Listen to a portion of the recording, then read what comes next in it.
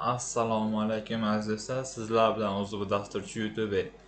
Xo'p, do'stlarimiz savol yo'llabdi. Nimaga siz HTML, CSS kodlarni o'rgatyapsiz, lekin amaliyotga yo'l ochmayapsiz, ya'ni bizdan amaliyot qilmayapsiz deyapti. Siz nima desam bo'ladi? Mutlaqo to'g'ri gapni aytyapsiz, ya'ni chunki amaliyot qilgan odam ko'proq kod yozaveradi, ya'ni kod esida qolishi osonroq bo'ladi.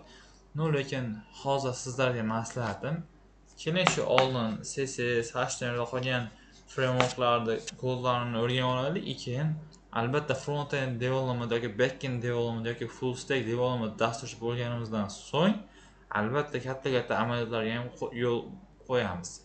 Xo'p, bugun CSSdagi position elementlarini sahifaning pastiga aylantirib, xullas shunaqa CSS position elementlarini birgalikda xossalarini ko'rib chiqamiz.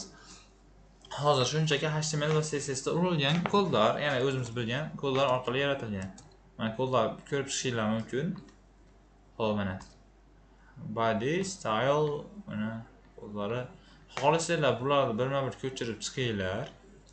Agar yo ko'chirishni xohlamayman desanglar, mana Telegramdagi o'zi bu dasturchi grab sayt guruhimizga tashlab qo'yaman hozir.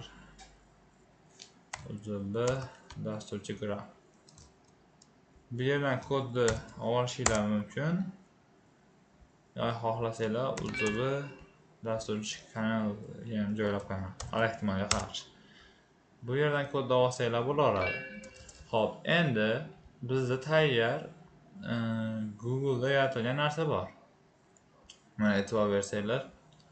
Xo'p, lekin bularga position xossasi berilmagan. Faqat CSS xossalari, CSS xullas qolgan o'rgangan xossalarimiz berilgan. Lekin CSS xossalarini bermaganmiz.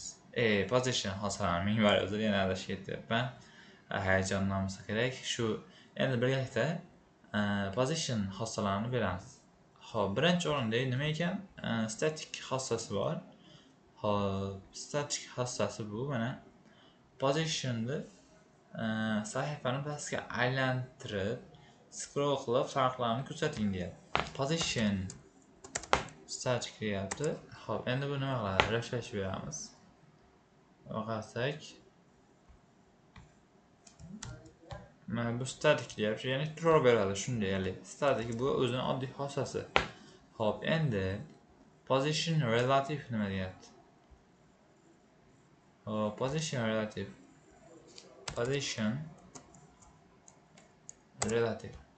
Hop, e'tibor bersak, position sal oldinroq chiqib qoldi. Position relative degani uni ustida xohlagan elementimizni yurgizsak bo'ladi. Masalan, shuni ustiga chiqarsak ham bo'laveradi, xohlagan. Hop, endi position sticky tepaga yopishadi. Hop, bu ham birgalikda sinab ko'ramiz.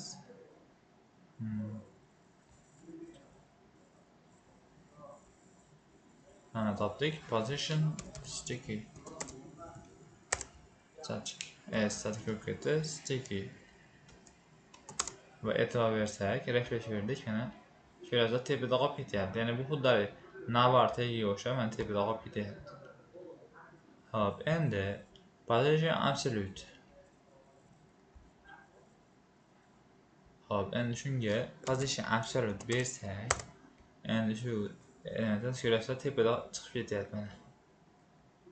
Bu mana tepaga chiqib ketyapti. Ya'ni xohlagan elementning ustidan yurish uchun bu position absolute. Ustiga chiqish uchun mana ko'rasizlar. Hop. Endi position fixed. Position fixed degani bu mana position fixed ko'rsatgan position fixed. Ya'ni xuddi shu joyda qotib qoladi, ko'rasizlar? Xuddi shu joyda qotib qolish. Turgan joyda qotib qoladi. Position absolute shular ustidan yuraveradi, lekin shu fixed ustidan yurolmaydi. Fixed tagidan ketaveradi. Fixed shu joyda qotib qolish. Hop.